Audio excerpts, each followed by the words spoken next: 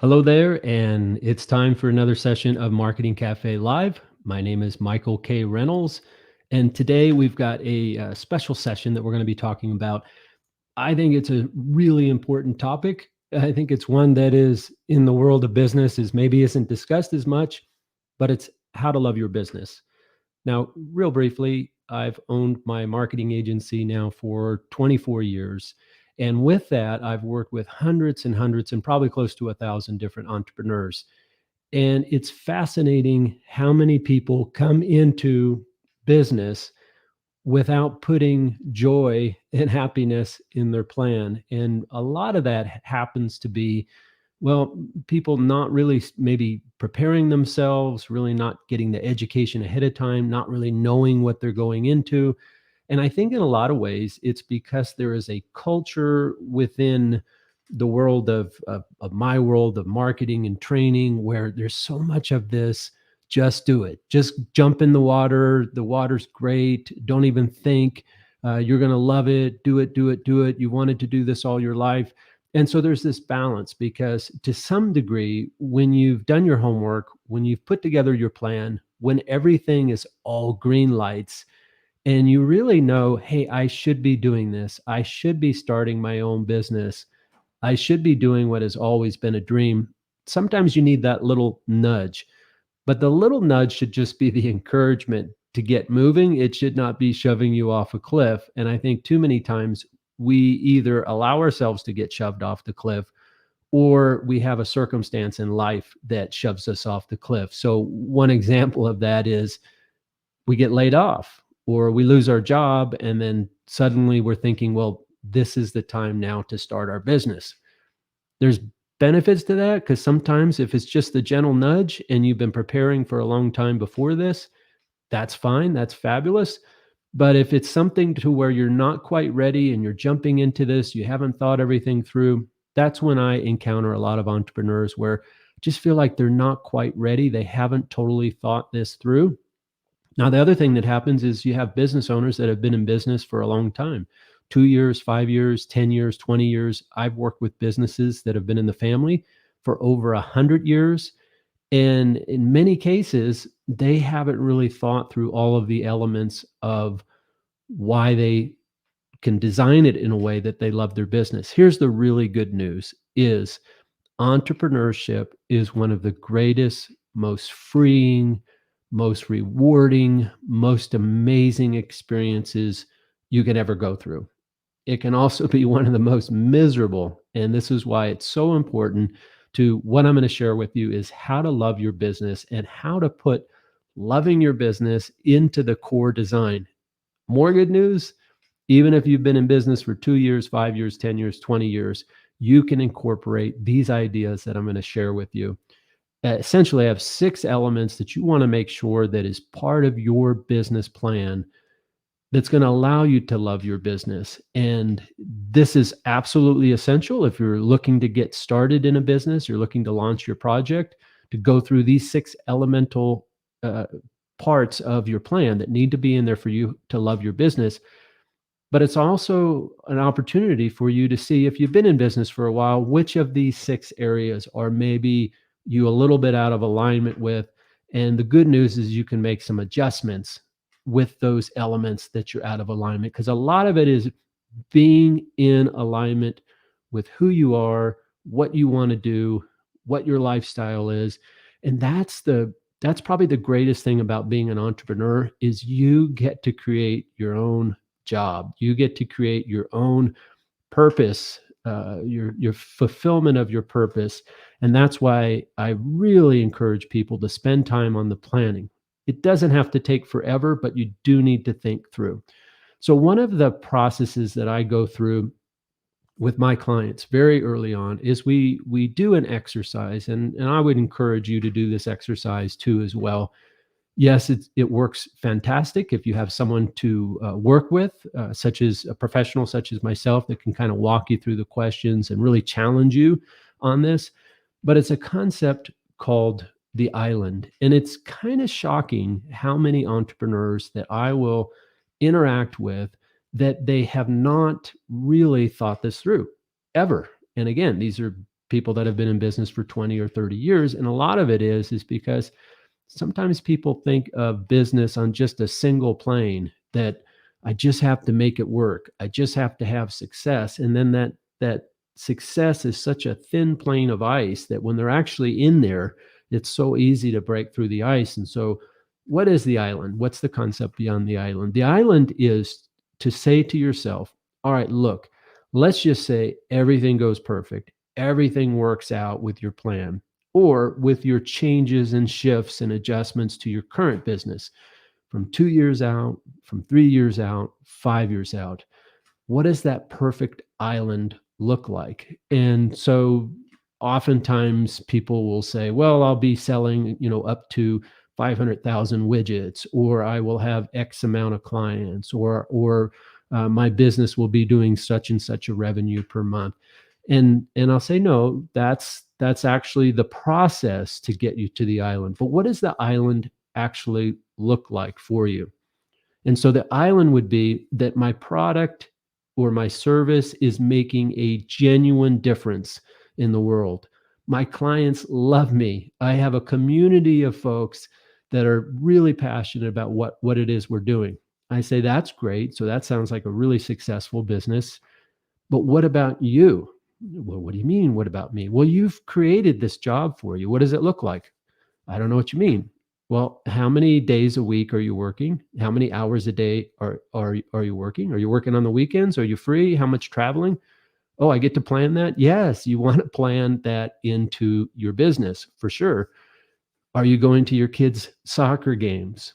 Are you free to go to different events and to do different pieces? And I realize this really ranges differently where you're at geographically, what the certain economic conditions of the area that you work in. But the key is you can plan that in, and the way that you plan that in is by spending less and having more realistic type of dreams. And so this is why it's so important to actually look at that island. And you can decide, is that a year out that I get to that? Or is that 2 years that I get out to that? Or is it 3 years or 5 years? A lot of times with a business that's been in place for a while, that island can be accomplished in a very short period of time. So you're thinking, if everything works out perfectly, I'll have a product or service that people really love and enjoy. It's changing their life. It's making a positive impact on them. I've got happy clients. The phones are ringing. There's lines waiting for people to order it and to sign up. And meanwhile, I have either a great team or I'm working by myself quite happily. And I'm able to have the type of life that I want, spend time with my family, spend time with seeing my kids' activities and doing things. This is the island. And it surprises me how many times that people have not asked the question of their own business. What does success actually look like for you specifically? And for a lot of them, it just seems too much of a far reach to actually think that far because I just got to sell the first few, or no, we have to work from the island backwards because that's how all the plans are drawn. So with the island, you start with the island, you say, if everything's working the way that you had hoped it would work with your lifestyle, with your living, and I'll challenge them because sometimes people be really unrealistic with that, but something that you're really content with. And it's even asking the question, how much do you really need? How much do you need to earn? What are the elements of a lifestyle that are so important to you? So you start with the island and then you work backwards.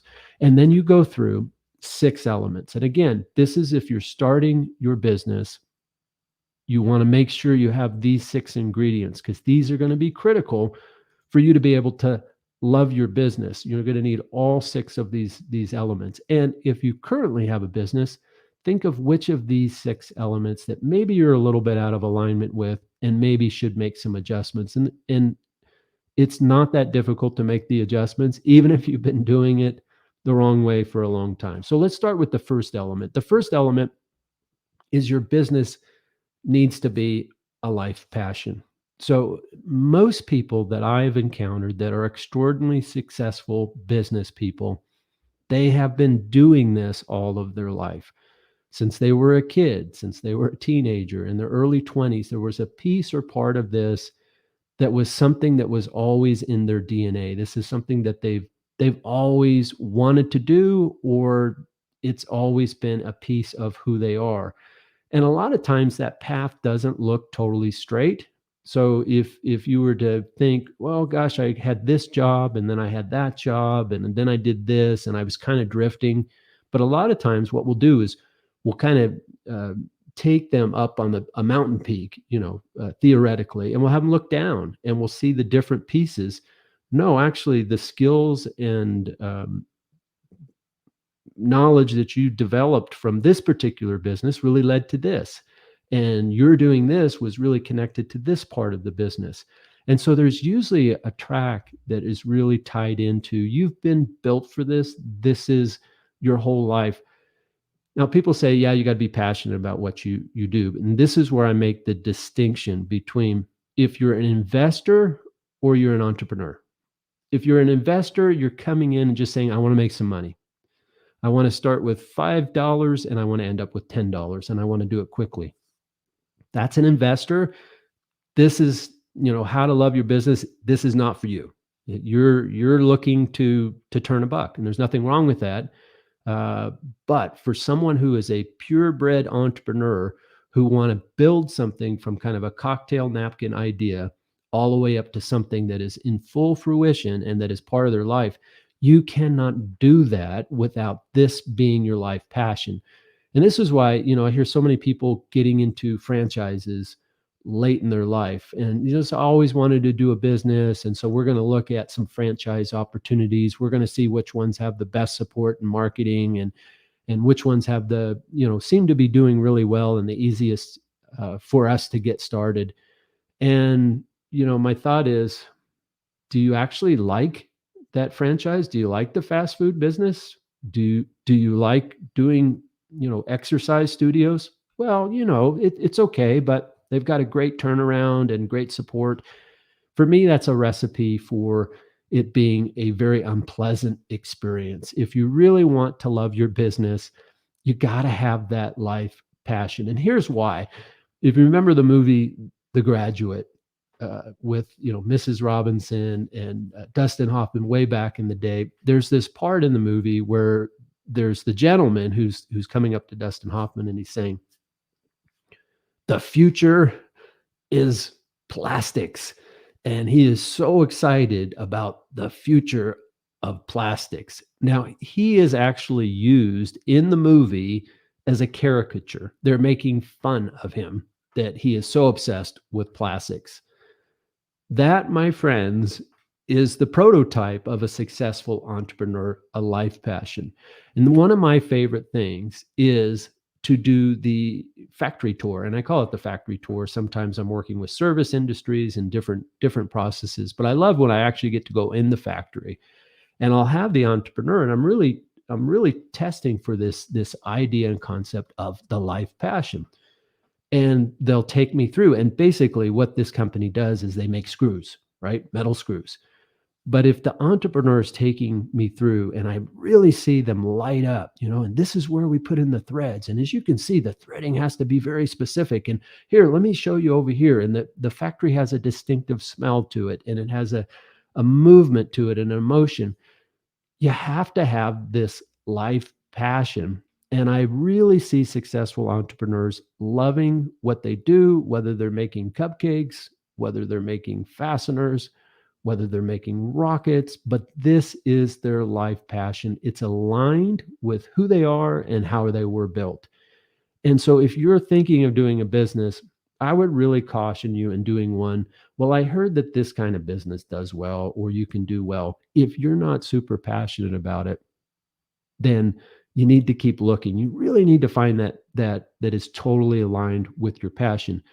Basically, here's kind of the test. If you go to the trade show, whether it's the fastening industry or whether it's a plywood industry, construction industry, if you go to the trade show and it's like Disneyland to you, then you're probably in the right arena. It's like, oh, look at this. They're having a talk on this, and I get to meet this individual and I get to do that.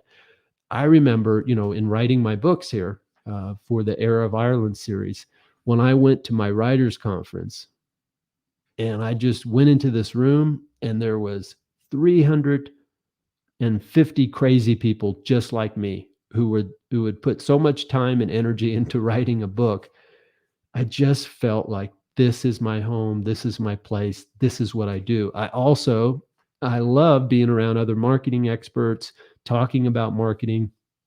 I love doing it. And so this is my life passion. And I encourage you that it should be your life passion. The trade show should be like Disneyland to you. And it's okay if nobody else gets you. A futurist plastics. In that area, you find people that you can hang out with. And the reason is it's not just, you being passionate, it's that you are going to be in that environment every day. And so if you don't love food, and you don't love seeing people eat, and you don't love preparing and buying food, then you shouldn't have a restaurant. That's just the case. So the people that I see loving their business, it starts with it's in alignment with a life passion. They were built and designed to do this. Now, here's the thing. It is very possible to be in your business for a long period of time and feel like that passion kind of drifts away. Here's what you can do is you can change your job or you can make adjustments. A lot of times with people that have businesses for a long time, it's just an adjustment. It's like going to the chiropractor, you make a little shift. For me, I made a major shift in my business. Again, I've had a global studio now for 24 years. Well, about 10 years in, I realized I had built a business that I loathed. I just didn't enjoy anymore. And here it was. We had a large staff, we had a fancy office, we were really well known in the community, we were doing great work. But what I had done is, from the point where I had started my business in the third bedroom of my house and was working directly with entrepreneurs and doing a lot of creative work over the course of 10 years, because I was told I had to grow, grow, grow, I created a job where I sat in the office and I waited for one of my employees to knock on the door and say, "We've got a problem." I had built a management position for myself. And so it was at that time and through a process of a few years that I went back to that original model that I had when I started the business, when I loved it, which I was working directly with entrepreneurs and I was doing all the creative work and I was doing it at a high consulting. So for the last 8 years, that's what I've been doing as a solo entrepreneur, but working directly with the entrepreneurs, not having reps, getting all the fun, and then doing all the creative work.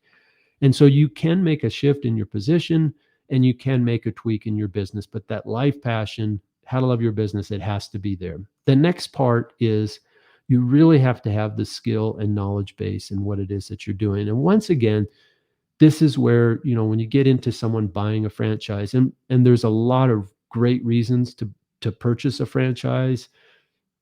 All of the marketing's in place, all of the processes are in place. If you don't enjoy the marketing part, if you don't enjoy the processes part, you don't have skills in those particular areas, but you happen to be really good at management and you really love managing people, that'll be the focus of what it is that you're doing. But make sure you really love the business that you're getting into. Like you were designed for this business, because what you don't want to be is in a position of helplessness in your own business. And by this, I mean, if you're providing services or products where you don't have the expertise at any time to kind of jump in and help out and problem solve, and also if you have areas in your business where you're having to rely on people that you're not sure they're being straight with you, but you don't have enough knowledge and skill to even know that that's the case. I know in my business, when I was in the grow format, we were building a lot of websites, we're doing a lot of marketing. And at one point, I felt like I've got to have a really deep programming department so that we could do much more sophisticated websites. Well, it turned out to be another mistake that I made, because the reason is I personally didn't have enough knowledge in the programming that I couldn't, if we got behind, I couldn't jump in and grab an oar and help out. And then also, I couldn't even manage the team, because time after time, I would ask them to give me an estimate for a job. I would multiply 3 times of the hours just to be safe. And we would still always lose on those projects. And so there's a real position of helplessness if you don't have the skill and knowledge base, you don't have to be the smartest one in the room, but you really do need to know what you're doing. And when I see really happy entrepreneurs and business people, not only are they passionate about what they're doing, but they're really skilled and knowledgeable.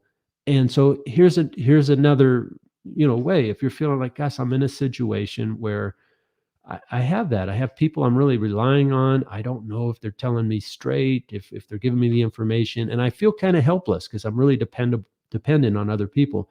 That can be really frustrating and drain the joy out of your business. Well, do one of two things. Either streamline the services that you're providing. For me, eliminated programming. That was a simple solution for what it is that we were doing, or educate yourself. And so I always promote for my entrepreneurs, hey, you're hiring a marketing professional, a marketing expert, but you need to be learning marketing at the same time. So when I work with entrepreneurs, they're learning about marketing as much as they're having me help serve them. Be really curious in your business. Learn every aspect about it because you are the innovator and no one is going to care more about your business. And so develop those skills and knowledge. You're definitely never too old to learn in your business. But the people I see really happy in their business, they have very passionate about it and they also have a skill and knowledge base. So the next part of this is that you've got to have a really good plan for profitability. Now this seems obvious. Oh yeah, you got to have a business plan. People say business plan when I say you got to have a plan for profitability. What's a business plan? A business plan is something that people put together to try to convince others that they're worthy of a loan or that they're worthy of a partner or an investment, or sometimes they do it, hey, I've heard I got to have a business plan before I get started. Then what do they do with the business plan? It's thrown away. They never look at it again. No, a plan for profitability is an active plan that details the current activities of your business and measures it on a monthly, weekly, even daily basis. And it's a accurate projection with no phony, fake, dreamy type of numbers. It's totally measuring and predicting what your business does. This is another area where I am shocked with businesses that have been in business for 2 years, 5 years, 10 years, 20 years, and they don't know their margins. They don't know how they make money. And so I do a process which I call the marketing matrix. And in the marketing matrix, it's an interactive spreadsheet where we put all of their fixed costs that they have, the rent for their facility, the subscriptions they have to pay. Those things aren't going to change in a month. Then we have their payroll, what they pay themselves, what they pay their team. And then we have the variable costs. And the variable costs are cost of providing goods, cost of providing services, and as you know, the more you sell, the more it costs you too as well. But really figuring out for each product that you sell, for each service that you sell, how much are you making?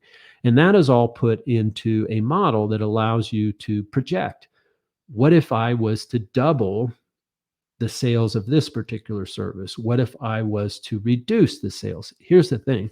So many times when I do these marketing matrix with my clients, and they've come to me and say, I want to sell a lot more of these widgets.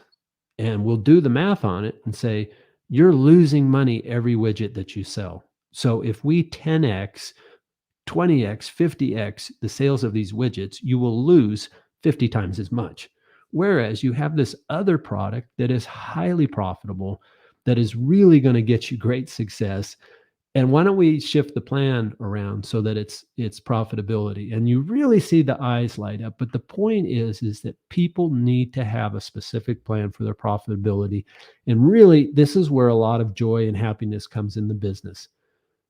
You start with a certain amount of money at the beginning of the month, and at the end of the month, after you've paid everyone, you have more money.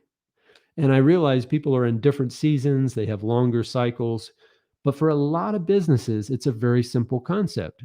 And I remember when I had my big agency, I had a lot of people, we had a ton of money coming in. We were doing advertising placement, ton of money coming in. And at the end of the month, I had a ton of money going out, a lot of money. And at the end, this was what was left for me.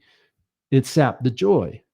because there wasn't much left. And here I am as a solo entrepreneur many years later, making way more than I ever did with 13 full-time people. And part of that was really looking at the numbers, understanding the business, and having a plan for profitability.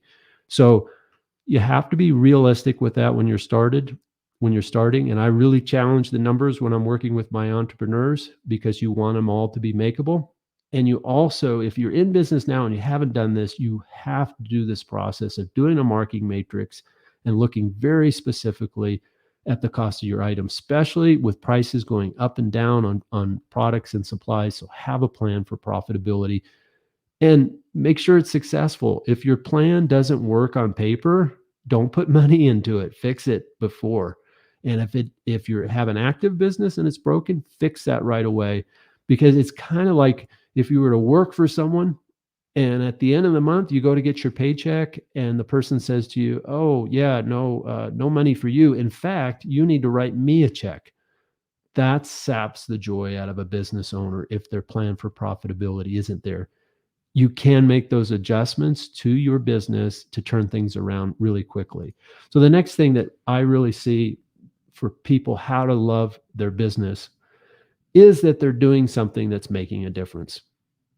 And this doesn't mean that you have to go to some far country and do something, that's miraculously wonderful for that population and civilization. But you're taking your passion, you're taking your skill and knowledge base, you're making a profitable business, but you're making a difference, and it's a positive difference. So if you're a gas station, you're in a location where people can easily come up and pump up their gas and move on to their next projects. And when they come in, they always have a cheerful face that greets them and say, "How's your day going?"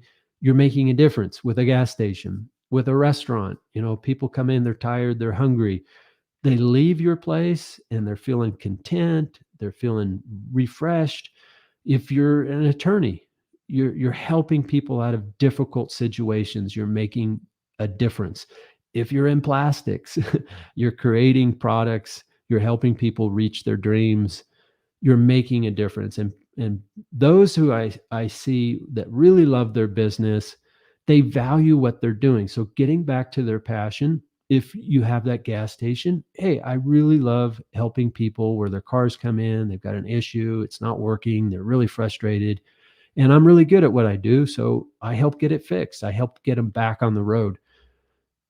You really need to have this element to where you feel like my business is making a difference and it's a positive difference. And this is why it gets back into, remember I talked about whether you're an investor or an entrepreneur. If you're just an investor and you're just taking $5 and turning it into $10, maybe you can come up with some justification of how that's making a difference, but really you're just moving money around. The entrepreneur is someone who is actually creating something that is making a difference. And so really be thinking about that. Do I really believe in what I'm doing? Do I really think it's making a positive difference? And, if you're one of those that, whatever I do to get the money, I remember at one point I had a competitor slash friend, and we had just finished playing volleyball, and we were getting dressed and ready to go on to our day. And he says, "Well, do you know what the real goal of our business is, don't you?" And I said, "Oh, no, what's that?" We were both in marketing. That's to separate the client from their money. If that's your vision for your business, is that I'm going to separate my customers from their money, you're not going to be happy with your business. You're not going to love your business. So you want to make a difference. Now, if you're in a business now, a lot of times, and you're thinking, am I making a difference? A lot of times it's just really going through and thinking and repurposing your business and really spending some time kind of on a mountaintop and go, what would the world be like if my business wasn't here? Does it have that kind of impact? And a lot of times I'll meet with entrepreneurs and they've just lost that vision in it, and say, look, you really are making a difference. Look at the great work that you've done. You're providing jobs for people. You're helping out your community in so many different ways. One of the things you can also do, which I would recommend, is be part of a nonprofit organization in some way. Have your business associated with something in the community where you're just giving to that. That'll give you such a sense of additional purpose. So joining like the Rotary International, where you get to serve with others, when people ask you to be on those nonprofit boards, now don't be on 8 of them like I was at one point and losing focus on my business, but say yes to the right ones you can get excited about because they love business people, they love your thinking and your mindset, and that can add to making a difference. So the next piece of how to love your business is make sure that you're relationship building. At the end of the day, when you sell your business, whether you've had it for 2 years, 5 years, 10 years, 20 years, or you close it down because your kids don't want it, it's not sellable, when it's all said and done, the part that will probably remain the most prominent is the relationships that you've built over the course of this time. One of the greatest benefits of being an entrepreneur is that it is a tremendous accelerator for building meaningful relationships with other entrepreneurs, with other dreamers, with suppliers and vendors, with your customers, the people that you've made a difference with. You're actually integrating with their life and their activities. The biggest asset you're going to have in your business and your business life is the relationships that you build, which, if you remember the first point, which was it has to be your life passion. If you don't like chefs, maybe you should be in the restaurant business. If you don't like people that eat a lot of food, maybe you should be in the restaurant business. But if you love that, you have relationships with other chefs, you have relationships with wine vendors, food vendors, you have relationships with customers who love great food, and you will build lifetime relationships. And so remember, don't the people that I see with their businesses, I would call them cave dwellers. It's like their business is functioning well, it's turning a profit, but they don't really get along with their employees, vendors kind of, oh yeah, you don't want to work with that person. And even their customers are like, well, we work with him because he's so good, but we don't really like him. You have to get that fixed. You actually can learn how to love people. I know because I changed that around a lot. In the beginning, when I started my business, people for me were, what can I get out of this person? What can I get out of that person? It took me actually several years to realize that the great joy is what you can give to others and to build the relationships. And as my friend says, when it comes to business, when it comes to life, it's all about relationships. Happy business owners build great relationships. So make sure you're doing that. So the last part of it is the quality of life. You can design your business in a way that is in perfect alignment with the quality of life that you want. Do you want to travel? Do you want to have time off? Do you want to work 20 hours a week?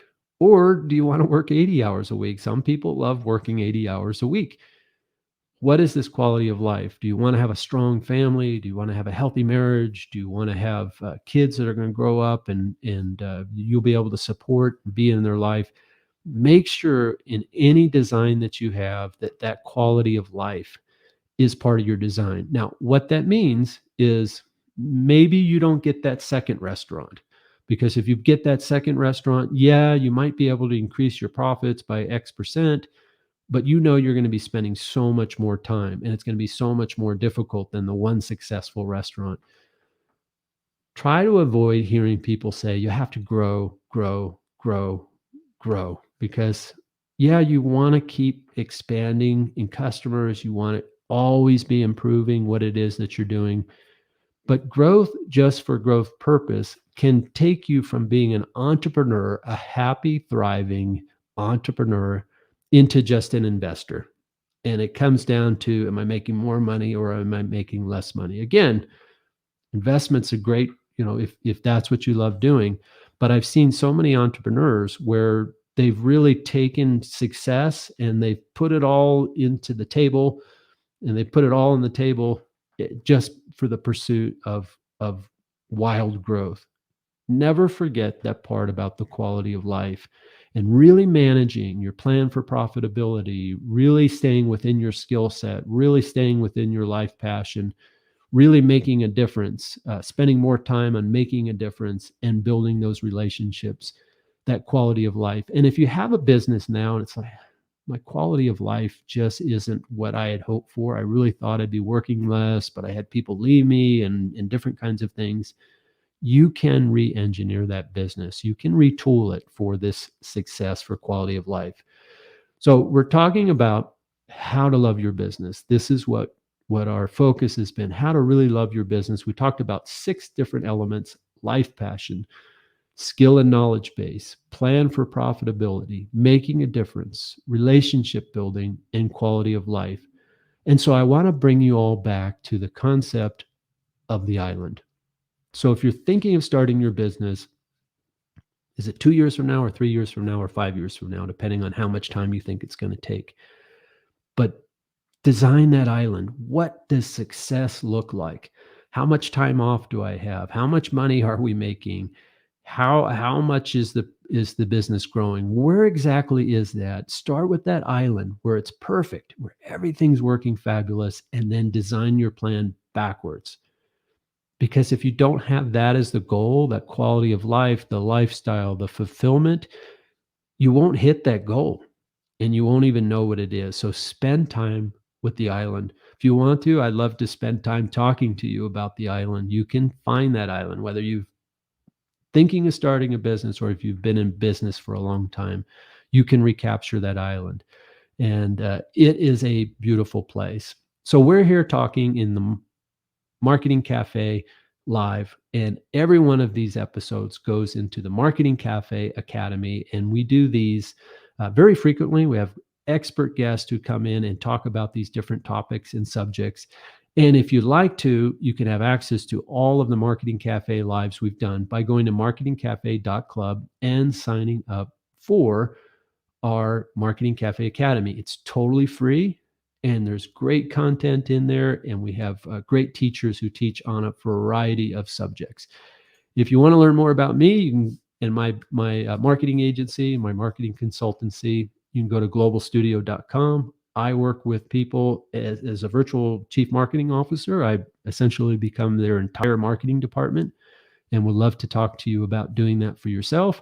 I also work as a mentor. And so I help coach and mentor business people where they do all the work and I help coach them through the process. And then lastly, we have the Global Studio Marketing Academy, which is a very cost-effective way to learn all the things that I've learned through the last 25 years. So I hope to see you in one of those places or one of those aspects.